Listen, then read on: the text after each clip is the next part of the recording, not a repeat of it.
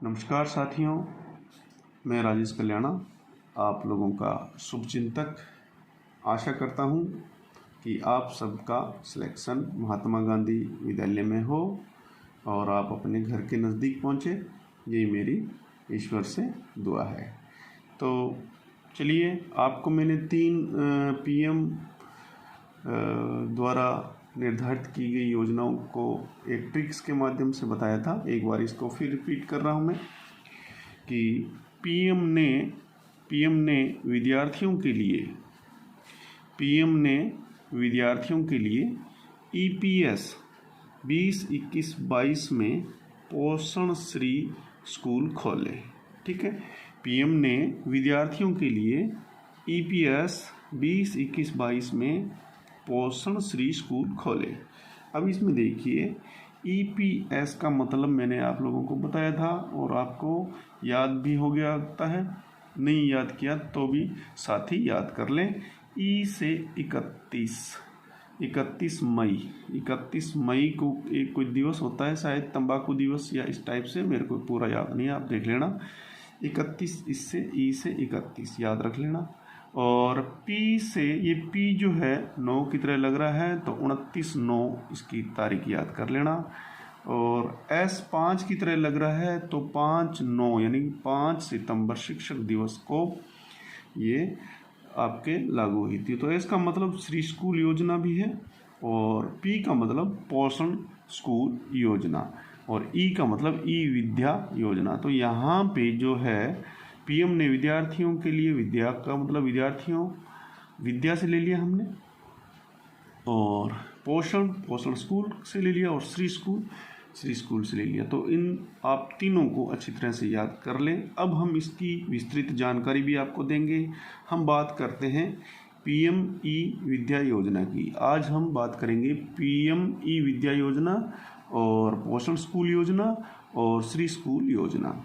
तो हो सकता है आपकी वीडियो लंबी हो जाए, लेकिन आपको एक बार पढ़ने के दौरान ही ये सारी तीनों की तीनों योजनाओं के बारे में विस्तृत जानकारी मिल जाएगी। ये जो योजनाएं हैं अभी लेटेस्ट है और आपको इस पे आधारित प्रश्न ज़रूर मिलेंगे। तो देखिए, अपने पहले तो ये छोटी सी योजना इसके बारे में, तो इसके ज़्यादा नहीं है। ये कोविड-19 को 19 के दौरान ही ये योजना शुरुआत की गई थी इसकी, और बच्चे विद्यालय नहीं आ सकते थे, इसलिए सरकार ने मल्टी मोड एक्सेस के आधार पे डिजिटल शिक्षा का प्रदान करने का निश्चय किया।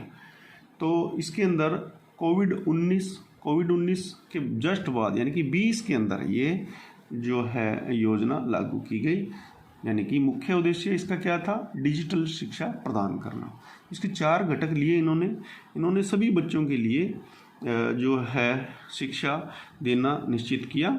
तो इसमें जो सही स्वस्थ बच्चे थे उनका भी उन्होंने लिया, और जो CWSN यानी कि विकलांग थे उनके लिए भी इन्होंने ध्यान रखा। तो देखो, इसके 4 घटक पूछे जाते हैं। ये इसके ऊपर भी आपको क्वेश्चन आ सकता है। 1 नेशन 1 डिजिटल एजुकेशन, दीक्षा प्लेटफॉर्म के तहत दीक्षा हमने ऐप भी चलाया था, उसके माध्यम से ये दिया जाएगा। और 1 क्लास 1 टीवी चैनल, तो इसमें लगभग 32 चैनल्स इन्होंने स्वयं प्रभा DTH चैनलों को चयन किया था। ये इस पे आ सकता है आपको क्वेश्चन। स्वयं प्रभा DTH जो चैनल है वो पीएम ई विद्या योजना के अंतर्गत चलाए गए थे।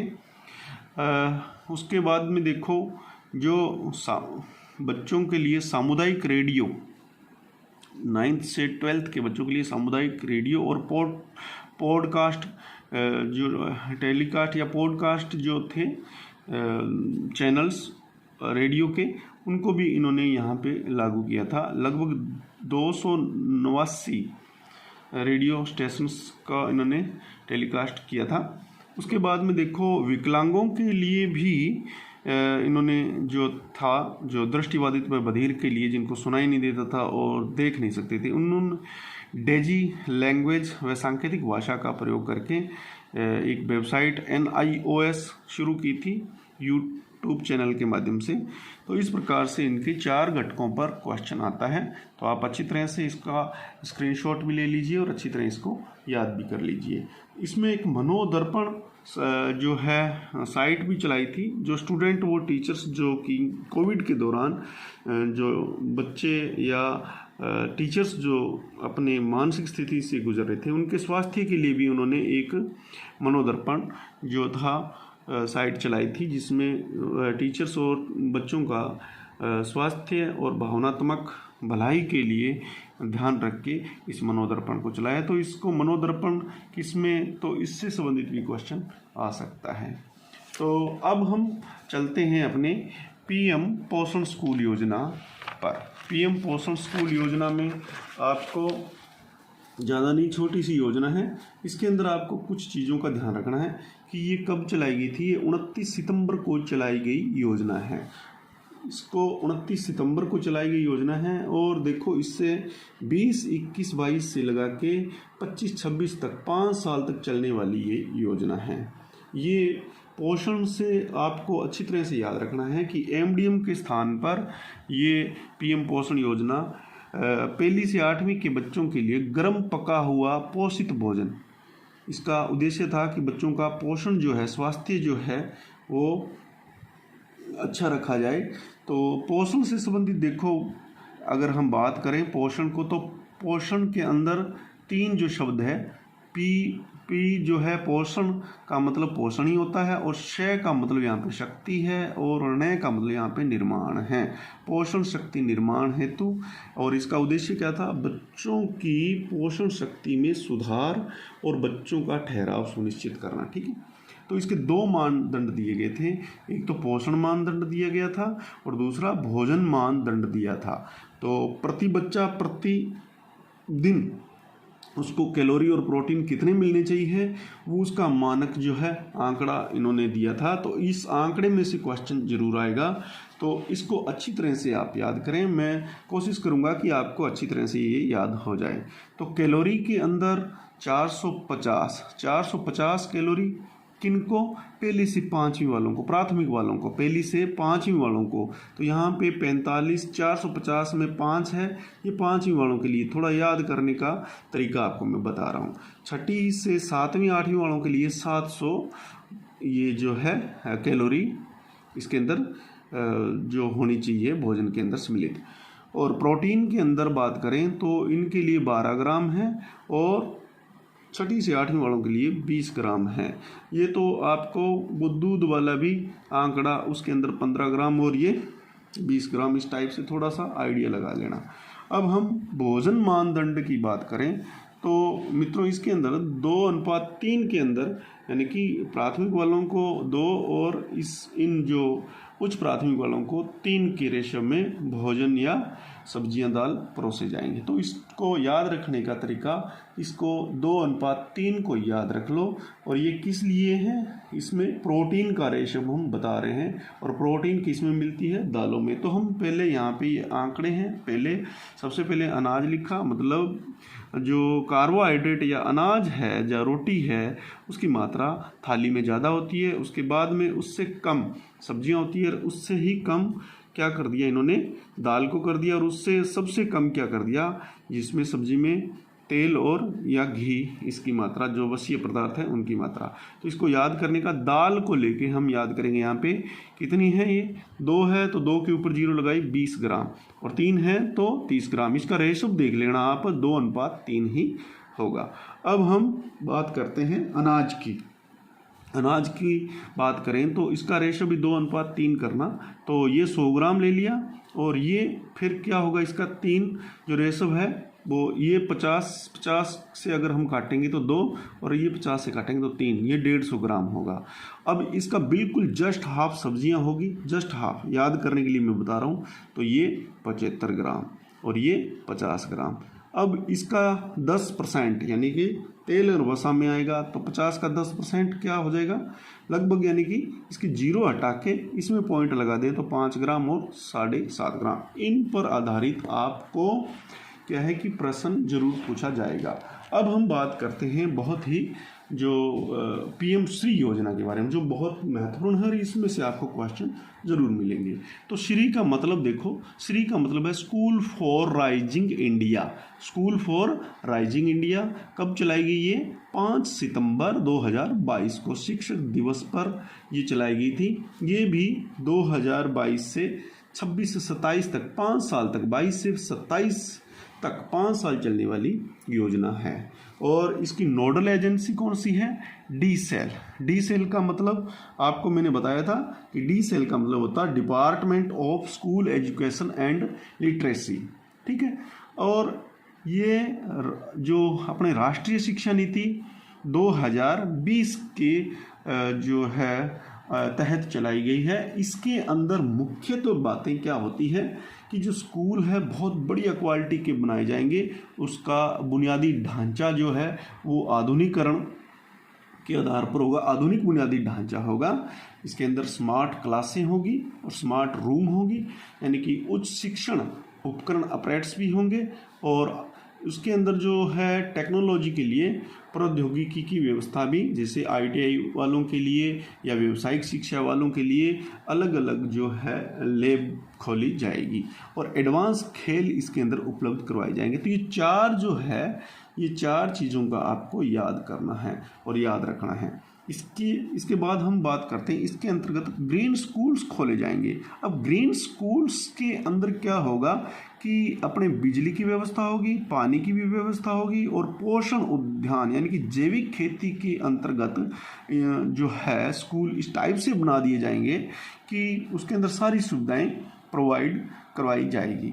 तो इसके लिए सौर पैनल छतों पे उनके लगाए जाएंगे और छतों को इस टाइप से, और यानी कि विद्यालय का निर्माण भी इस टाइप से किया जाएगा कि बरसात के जल का संरक्षण हो और जो पानी जो भी सप्लाई आती है नल वाली उसका भी संचयन करके उससे क्या किया जाए, पोषण उद्यान तैयार किया जाए, यानी कि पानी की एक एक बूंद का इसमें यूज लिया जाएगा। तो इससे उनको स्मार्ट अपशिष्ट निपटान और प्रबंधन प्रणाली के द्वारा जैविक खेती के अनुसार प्राकृतिक रूप से उनको पोषण उद्यान को तैयार किया जाएगा, जिसके अंदर फ्लावर्स के और प्लांट्स और अपने थोड़ी छोटी मोटी हो सकता है सब्जियां भी हो। और इस प्रकार से जैविक खेती यानी कि उसमें किसी प्रकार की रासायनिक चीज़ों के बगैर पोषण उद्यानों को तैयार किया जाएगा, जैसे पेड़ों की पत्तियां वगैरह है या उनसे खाद तैयार करना। तो ये इसका उद्यान है। तो इसका बिजली, पानी और पोषण उद्यान, इनको 3 चीज़ों पर इसको फोकस किया गया है। अब हम बात करते हैं PM श्री स्कूल्स के 4 जो चीज़ें मेन जो है उसके बारे में भी मैं बात कर लेता हूँ कि ये क्या है। डी सेल का मतलब department of school education and literacy, और SQAF यानी कि स्कूल क्वालिटी असेसमेंट फॉर्मेट तैयार करना। ऐसा यानी कि इसका फॉर्मेट बना के तैयार करना ताकि ज़्यादा से ज़्यादा उस विद्यालय को फैसिलिटी प्रदान की जाए, ठीक है। अब UDICE के माध्यम से जो है ऐसे विद्यालयों की जानकारी सरकार अपने पास रखेगी। UDICE की फुल फॉर्म को भी थोड़ा आप यहाँ पे देख लें। Unified district information system for education. हमारी जो शिक्षा प्रणाली है, शिक्षा की जो सूचना है वो जो जिला स्तर पर जो आंकड़ा बेस डाटाबेस हमारा तैयार किया जाता है साला दर्पण पे, उसको UDICE कहते हैं। उसके आधार पे क्या है हम जो है सरकार के पास इसकी जानकारी हमारी पहुंचेगी। और इसमें चौथा घटक ग्रीन स्कूल के बारे में मैंने आप लोगों को बता ही दिया। तो इसमें 4 घटक अच्छी तरह से आपको याद करने हैं, डी सेल, SQAF, UDICE और ग्रीन स्कूल्स। अब बात करते हैं अपने वित्त पोषण की। तो वित्त पोषण पे भी आपको क्वेश्चन आ सकता है। तो केंद्र और राज्य की है, मैंने यहाँ पे अगर वित्त की बात की है तो 27,360 करोड़ रुपए जो है सरकार इसमें इन्वेस्ट करेगी, व्यय करेगी। लेकिन राज्य अपने राज्य में कितने करेगी? राजस्थान में 1500 करोड़ रुपए। तो पूछा जा सकता है इस पर क्वेश्चन, 1500 करोड़ रुपए। और विद्यालय टोटल जो भारत के अंदर 14,500 विद्यालय खोले जाएंगे और हमारे राजस्थान में कितने 716, इस आंकड़े को याद कर लेना। और ये जो राशि का जो अनुपात है केंद्र का और राज्य का वो 60:40 का होगा। तो ज़्यादातर योजनाओं में केंद्र और राज्य का 60-40 का ही आंकड़ा होता है, इसलिए आपको इस पर ज़्यादातर क्वेश्चन 99% 60-40 का रेशो वाले सॉल्व करने हैं। अब चयन प्रक्रिया जो है त्रिस्तरीय प्रकार की होगी। आपको पता है यूडाइस से जो डाटाबेस तैयार किया जाएगा उसको ओसीपी द्वारा हमें उस विद्यालय को आवेदन किया जाएगा। उस विद्यालय का आवेदन ऑनलाइन चैलेंज पोर्टल पर होगा कि इस प्रकार से हमें ये सुविधाएं पीएम श्री योजना की चाहिए और हमारा स्कूल इस टाइप से बनना चाहिए। तो प्रत्येक ब्लॉक के अंदर इस प्रकार के 2 स्कूल होंगे, एक तो प्रारंभिक शिक्षा विभाग में और दूसरा होगा माध्यमिक शिक्षा विभाग से। तो इस प्रकार से ये जो है स्कूल योजनाएं चलाई जाएगी। तो उम्मीद करता हूँ मित्रों कि आपको ये 15-16 मिनट का जो वीडियो है आपके लिए काम आएगा।